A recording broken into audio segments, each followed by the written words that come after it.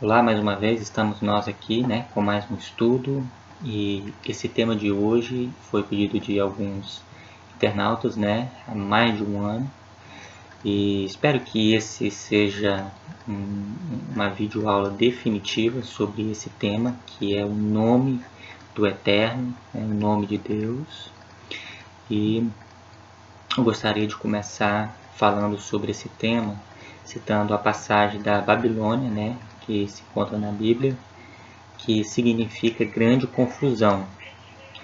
E a Babilônia, ela foi reconstruída hoje, nos dias de hoje, que seria essa rede mundial de computador, a internet, que cria toda essa confusão, que traz toda essa discórdia, essa divisão, que é mais usada para o mal do que como eu uso para o bem. As pessoas não sabem fazer uso das coisas, então acabam usando elas para o mal. Então vem dois na internet e lança alguma doutrina, e aquilo ali se espalha, e acaba criando essas facções, essas divisões. O nome do Eterno não é assim, o nome dele não é assim, o nome de Jesus é pagão, e é assim que pronuncia, e acaba virando essa divisão, que é isso que os senhores do mundo querem, dividir. Então eles usam essa rede mundial de computador para poder criar essa divisão. Então nós vamos hoje estar falando excepcionalmente do nome do Eterno, para a gente tentar colocar uma pedra final sobre isso, porque eu vejo o seguinte: Deus, ele não vê rótulos, ele não vê títulos, Deus lê as intenções das pessoas. Seja qual for o nome que as pessoas pronunciam, Deus vai ler a intenção. Se a intenção é o Criador, que a pessoa está se referindo, ou se é algum outro Deus pagão, é isso que ele vai estar lendo. Vai estar lendo os desejos da pessoa ali. Então, a gente precisa se preocupar muito com essa questão morfológica, essa questão de nome. Então, quando se fala em nomes, quando a gente se fala em nome, antigamente o nome era dado, ele era escolhido pela circunstância de algum acontecimento, ou seja, isso era um costume judaico, baseado em algo em que os pais obtiveram em uma conquista, ou em uma vitória. Escolhia então seu nome, e dava criança, concernente a toda vitória, a todo o resultado que eles obtiveram no decorrer de suas vidas. Mas no caso de Jesus, o próprio anjo que traz a designação do nome, ou seja, um nome escolhido pelo próprio Deus. Até hoje, deixa eu só aumentar esse áudio aqui, está um pouquinho alto. Ou seja, hoje você não vê muita gente com esse nome, Jesus. O nome Jesus, que é o Senhor, é a salvação, que em hebraico nós dizemos Yahushua. Yahushua, na verdade, ele tem a primeira sílaba que vem do Yah, que é uma abreviação do tetragrama, as 4 letras gramaticais. Yah, que significa Senhor, e Roshua, que significa em hebraico salvar ou retirar. Quem lembra de João Batista dizendo: este é o Cordeiro de Deus que tira o pecado do mundo. No costume judaico, a criança ela recebia o seu nome no 8º dia, quando vinha a circuncisão, daí designava-se o nome. É até algo de se perguntar, por que não no 3º dia ou no 1º dia, mas sim no 8º dia. Bom, a medicina ela pode explicar isso até melhor, justamente porque é no 8º dia quando o fígado da criança produz uma vitamina chamada fator K. Uma vitamina K que produz a coagulação no sangue, para que assim não haja, né, uma hemorragia por decorrência da circuncisão. Até hoje mesmo as mulheres, quando elas vão fazer o parto, elas tomam um medicamento chamado Canaquion, né, que vem mesmo do K, que é dessa vitamina que é produzida pelo fígado. O nome, né, de Jesus hoje, milhares de pessoas dizem que é errado pronunciar este nome, que ele é pagão, o nome não se traduz, né? Só lembrando para vocês que o nome Jesus, ele não é uma tradução, né? Nós não vamos falar aqui sobre o nome de Jesus, mas só pegando uma palhinha, Jesus, o nome Jesus, ele é uma transliteração que veio do latim veio do grego e o grego veio do hebraico, né? Então, o que acontece? Eles usam até isso aqui, ó, a gramática de Gordon.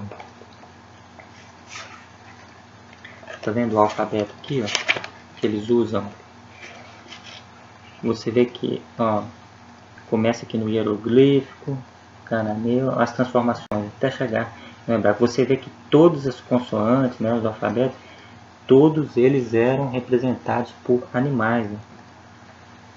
Então isso é normal, né? Eu não posso apelar, né? É pagão. Então todos os nomes, né, seriam pagão, né? Porque foi assim que veio, né? Que deu a construção, que veio dos cananeus, né? Que na época que os hebreus estavam, né, no exílio. Então, falando agora sobre o nome do Eterno ou a pronúncia, que na verdade o tetragrama são as 4 letras gramaticais, ele se trata de um verbo, né? E verbo não é nome. É onde as pessoas indagam por que o Criador usa essa expressão, né? Que é a mesma que ele usou com Moisés, R-E, acha, R-E, que é a expressão do verbo ser, né? Eu sou, que sou. E o verbo, ele é a única construção gramatical que tem ação em 3 tempos, né? Passado, presente e futuro. Então nós vamos entrar agora, né, em alguns slides que eu preparei aqui para vocês, para a gente detalhar mais ainda essa questão sobre o nome do Eterno, né? Toda e qualquer língua, ao longo do tempo, sofre alterações durante sua evolução. Sáenz, Badilos e Rabin classificam e datam, né, o hebraico da seguinte forma. Nós temos o hebraico arcaico, que vai do século 13 ao século 10 a.C. Temos o hebraico pré-exílico ou clássico, que vai do século 10 ao século 6 a.C. Temos o hebraico pós-exílico, né, ou hebraico tardio, que vai do século 6 a.C. ao século 2 a.C. Temos o hebraico de Kibet Qumran, né, que vai do 2º século ao século 2 depois de Cristo. Temos o hebraico rabínico ou hebraico neo-hebraico, que vai do século 2 ao século 10 depois de Cristo. O hebraico medieval, do século 10 ao século 15 depois de Cristo, e o hebraico moderno ou israelense, que é do século 16 ao século 21, né, que é usado até hoje. Segundo esses estudiosos mencionados acima, os 3 primeiros, né, que no caso é o arcaico, o pré-exílico e pós-exílico, são considerados desenvolvimentos do hebraico bíblico, que é o que se utiliza hoje na Bíblia Hebraico Estude Gartência, né, o fato que se percebe ao longo da composição dos próprios livros da Bíblia, né, que é, na verdade, essa Bíblia aqui, né, a Bíblia Hebraico Estude Gartência, que ela trabalha, né, com aparato crítico. Aqui embaixo é mais uma Bíblia científica, por conta aí das variantes. Hebraico arcaico. Foi achado o texto de Gênesis 49, Êxodo 15, tá? Esses aí que são os textos mais antigos da Bíblia, tá? Então, porque as pessoas elas dizem que o nome do Eterno é Yahweh, tá? Isso não existe. O nome mais antigo que foi encontrado, tá, nos pergaminhos, nos pactos mais antigos, é Iá, que na verdade seria até mesmo uma pronúncia. Tá? E quando a gente fala Iá e fala nome, na verdade é para representar o ser da pessoa, para representar o ser de Deus. Então, texto de Gênesis 49, Êxodo 15, Números 23 e 24, Deuteronômio 32 e 33, Juízes 5, Salmo 68 e etc. O fechamento da Bíblia hebraica foi composta entre o século 12 e 2 a.C. O hebraico é uma língua semítica norte-ocidental. Semítica porque vem do grupo de Sem, né? Ou seja, lembra dos filhos de Noé, né? Os três, Sem, Cã e Jafé? Então, semítica porque, né, originou-se dele. O grupo de Sem, né, ela pertence ao grupo cananeu, surgida na Palestina entre o rio Jordão e o mar Mediterrâneo durante a segunda metade do segundo milênio antes de Cristo. Após as tribos israelitas se estabelecerem em Canaã no século 13 a.C., adotaram então a língua local dos cananeus, do qual surgiu posteriormente o hebraico. Tá? Então, enquanto eles estavam lá, né, nesse período do exílio, eles possivelmente adotaram essa língua. Então, a gente poderia até mesmo dizer que o hebraico veio dos cananeus, né? Por que não? Os textos de Gênesis 49, Êxodo 15, Números 23 e 24, Deuteronômios 32 e 33, Juízes 5, 1 Samuel 2, do 1 ao 10, Salmos 18 e 19, Salmos 29, Salmo 68 e etc., segundo Selen e Foyer, de 1978, tá aí a bibliografia. Os textos bíblicos acima apresentam composições muito antigas, alguns dos quais datam do século 12 a.C., como o Êxodo 15, né, que é um dos mais antigos, e Juízes 5, enquanto outros provavelmente surgiram na época da monarquia, né?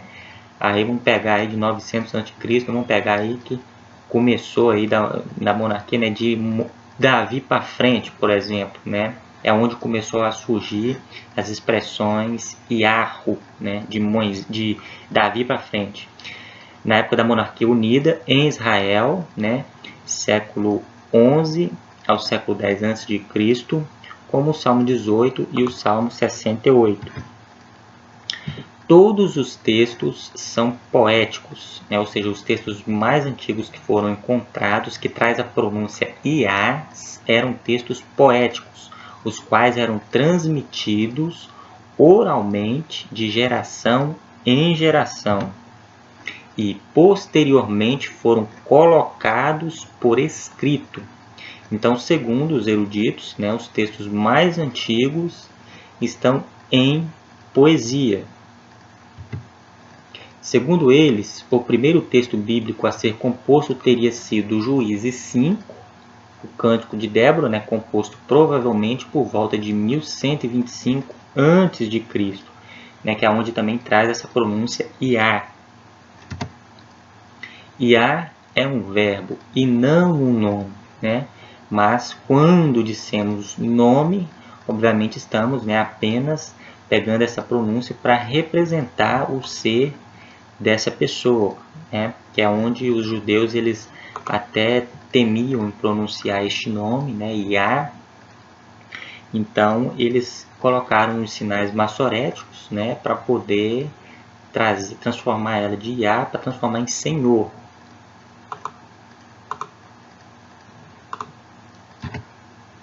Iá representa o eterno, assim como o tetagrama, que é um verbo, e desses verbos os judeus colocaram sinais maçoréticos, né, da palavra Adonai para Senhor, pelo fato de que os judeus não ousavam pronunciar este nome.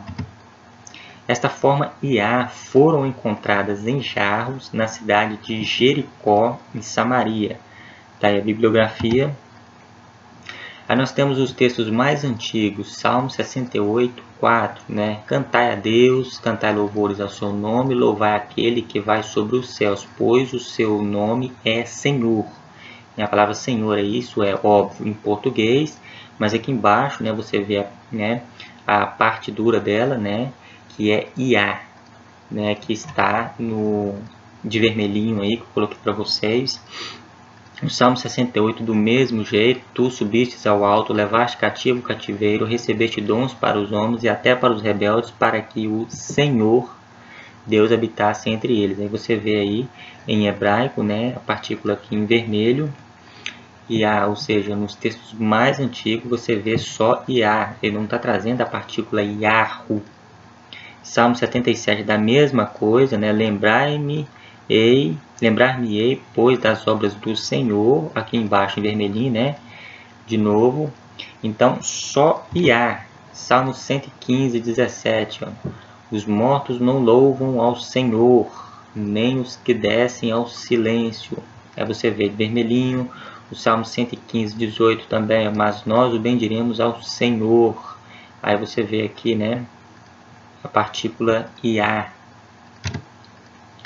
Aqui outra coisa bem curiosa que nós podemos destacar agora, né, em um dos textos mais antigos, você vai ver em Êxodo 15, que foi um dos primeiros textos, né, a ser encontrado, e era pronunciado até mesmo como uma poesia e não escrita, né, você vai ver 3 textos que foram ditos, né, por 3 pessoas em épocas diferentes, né, por Moisés, pelo salmista e pelo profeta Isaías, né. Êxodo 15:2, o Senhor é a minha força. Isaías 12:2, o Senhor é a minha força. E Salmo 118:14, o Senhor é a minha força. Só que aqui no caso de Êxodo 15:2, né, o Senhor é a minha força, se trata de um rapax legômeno. Ou seja, o que seria esse rapax legômeno? Ele seria quando um nome, né, uma frase, ele é atestado apenas uma única vez, né? Ou seja, quando os copistas eles têm dificuldade, porque pela lógica seria mais certo você trazer pronúncias, né, corriqueiras, na qual o povo ali já está acostumado. Mas quando os copistas encontram essas passagens que só tem uma atestação, não tem em outro lugar, então isso fica difícil para eles, né, tá fazendo a cópia, tá trazendo ali, né, transliterando ali para os seus idiomas, né, onde entra, né, a cultura linguística. Então, quanto mais complicado é um texto, uma palavra, né, que é esse rapax legômeno, que é atestado, né, uma vez, quanto mais complicado é, mais prova a longevidade, né, desse texto, a antiguidade dele.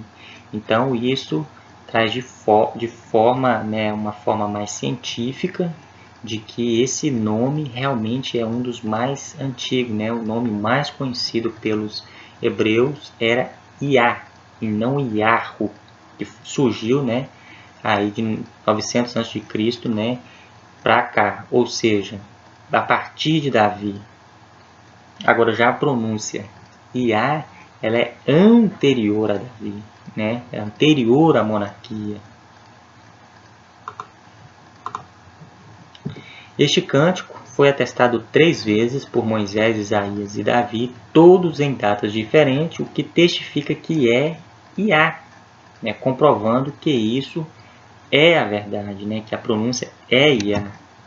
Olha, Êxodo 15:2, né? O Senhor é a minha força. Aí embaixo aí você vê em hebraico, né, a partícula Iá. Ao Isaías 12:2, ó, o Senhor Deus é a minha força. Embaixo aí a partícula também em, né, Iá. O Salmo 118 também, Davi dizendo, ou seja, todos 3, né, em épocas diferentes, fazendo uso, né, da mesma partícula, né, para expressar a mesma palavra, trazendo aí uma corroboração, né, desse texto e dessa pronúncia. Agora já no fechamento, né, no nosso epílogo, para quem ainda, né, está preso essas questões, né, morfológicas, né, aqui vai 2 fundamentos irrefutáveis. Apocalipse 2:17 diz: quem tem ouvidos, ouça o que o Espírito diz às igrejas. Ao que vencer darei eu a comer do maná escondido, e dar-lhe-ei uma pedra branca, e na pedra um novo nome escrito, o qual ninguém conhece senão aquele que o recebe. Ou seja, o que eu estou querendo dizer aqui para vocês em relação a essas questões de nome. Qualquer nome que nós temos para Deus, para Cristo, são nomes, né, pobres para realmente expressar de fato o que eles são, o que ele é. As Escrituras diz que Deus vai receber um novo nome, né? Nós receberemos um novo nome. Então não há necessidade da gente, né, se preocupar com essa questão de nomes. Vocês estão entendendo onde eu estou querendo chegar? Tem mais. Apocalipse 3:12. A quem vencer, eu farei coluna no templo do meu Deus, e dele nunca sairá. E escreverei sobre ele o nome do meu Deus e o nome da cidade do meu Deus, a nova Jerusalém que desce do céu do meu Deus, e também o meu novo nome. Então você está vendo que ele vai receber um novo nome. Então não há necessidade da gente criar, né, essa briga, essa divisão de diabo que está aí na internet, que não é assim que se pronuncia, o nome dele não é isso, o nome dele é aquilo, né? Isso são coisas pobres, né, para a gente perder tempo, né? É inútil essa questão, tá? É o que eu disse no início do vídeo. Deus, ele vê as intenções das pessoas, né? Você quer falar Deus, fala. Você quer falar Iá, você quer falar Yahu, não tem problema, desde que a sua intenção seja quem criou os céus e a terra. Ele não vê nome, ele vai ler o seu coração, o seu racional que ele vai ler, né?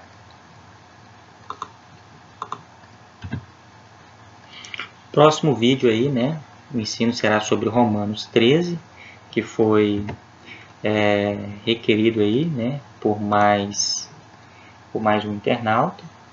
Então aí está, tá, a questão do nome do Eterno, né, onde eu trouxe os manuscritos mais antigos, que traz a pronúncia Iá, né, que vem de 900 antes de Cristo, ou seja, o nome Yahu, que muitos dizem, né, que o nome dele é Yahu. Esse nome Yahu, ele é posterior, ele surgiu bem depois, né, de Davi para frente, e não é a maioria que nós temos no hebraico, tá? De, por exemplo, 120 nomes, nós temos aí apenas 50 e 52 que traz a pronúncia Yahu. O restante, que é mais da metade, é só Iá, que comprova, né, que era essa pronúncia que os hebreus mais conheciam, né, até mesmo por ser a mais antiga dos primeiros textos, né, que foi composto a Bíblia. Então, na Taná e na Torá, né, o nome mais antigo que se encontra é Iá, e não Yahu, ou Yahu, né, como alguns costumam dizer. Então, espero que esse conteúdo, né, tenha te edificado. Meu conselho é: não se preocupem, né, com questões morfológicas. Deus não vê, né, títulos, ele não vê nomes, ele vai receber um novo nome. Os nomes que nós temos para ele hoje, né, da forma que nós conhecemos, é pobre para expressar de fato, né, o que ele é.